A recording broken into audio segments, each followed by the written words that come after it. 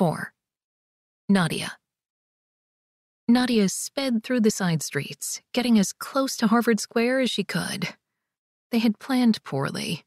Rafe should have taken the car, while she and the girls should have taken the T. Parking was hard to find any day of the week, but add in an annual road race and it became non-existent. Panic grew as she navigated the narrow streets of Cambridge. She shot down one side street and then another, finally choosing to turn into one of the parking lots at Harvard.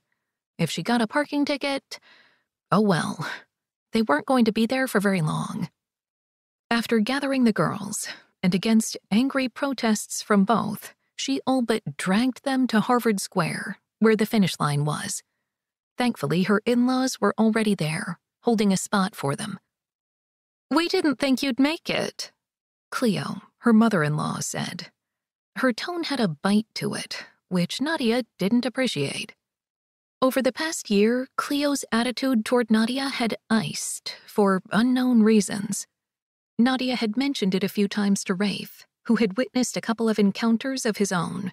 He, too, didn't understand the change in demeanor, nor had Otto, Rafe's father. "We wouldn't miss it," Nadia said, as she fought against rolling her eyes. She moved the girls to the front and then stood next to Otto, apologizing to the people behind him. "How was our boy this morning?" Otto asked. Rafe was their only boy. He was the older brother of Freya, uncle to Leif and Astrid, brother-in-law to Lars. "He was good, ready to have fun. He said he'd finish in under an hour." Nadia looked at the time on her phone, which should be soon. She pressed the button for her video camera and told the girls to start watching for their dad. Nadia leaned forward, but didn't see any runners coming toward her. She wondered if the race had started late, which was possible. Rarely did anything start on time these days. A medical alert tone sounded. Nadia glanced across the street at the medical tent, which had been set up at the finish line to aid runners if they needed attention. She watched as medical personnel grabbed their bags. 2 medics ran up the street, while another few jumped into one of those utility vehicles known as side-by-sides.